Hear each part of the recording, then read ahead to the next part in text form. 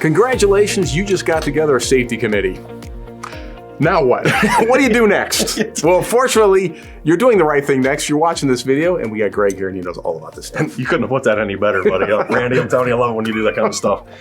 Because I've actually had phone calls like that. People are like, okay, we heard our insurance company recommended we have a safety committee, and we don't have a clue what we're doing. So it's one of the things we get calls and emails and messages about through the website. And people want to know, hey, what do we do? Well, it depends what state you're in. So everybody's a little bit different. So I'm not going to give you the guideline. I'm just going to tell you some things you want to do. You want to have a plan for your safety committee, and I always recommend having a written one. So having goals is vital, right? So I always tell everybody, start with your goal. What is your goal as a safety committee? Is it, hey, the insurance company told us and we're doing it to get some money off of our premium? That's how it starts. Sure. Or it could be a company that truly cares about their people, which is there's a lot, and they say, hey, we're done having people get hurt, even if it's minor injuries. Or I have one client, we just started with him, and he's like, hey, I noticed I'm having a lot of hand injuries. How can I make that better? Oh, that's a great question.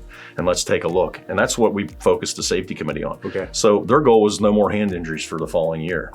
So what happens when you have one? You don't panic and wipe everything out. It's okay. You reassess, you start back over, and your goal is still 0, right? So that's a great goal, but just don't write our goal is 0 injuries.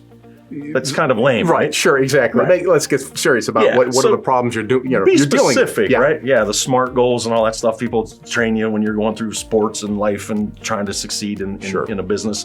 You want to have something that you know you can shoot at. And I loved it when he said, hey, hand injuries. And we ended up finding out that it was in one department. It was in the maintenance department. And then we found out they didn't have very good PPE. They had bad gloves. So right away, we had a starting point, and we started doing this, and we started evaluating the jobs they were doing and some of the tools they had.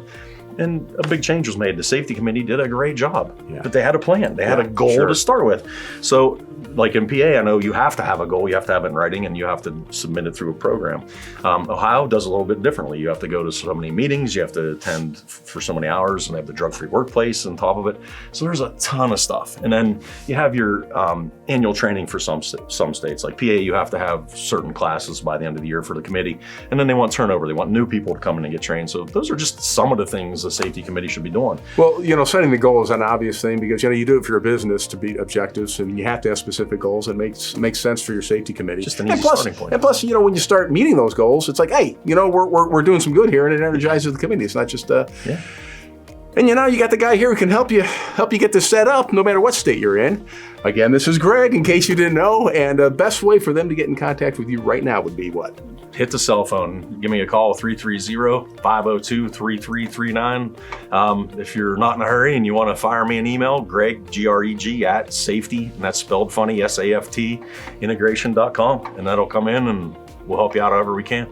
Hey, there's while you're there on the website, there's plenty of other great videos on other subjects that Greg can fill you in on. So great source of information on safety and all things safety, really. So thanks for being here again, Greg. Thanks for having me again, Randy. I appreciate it, man.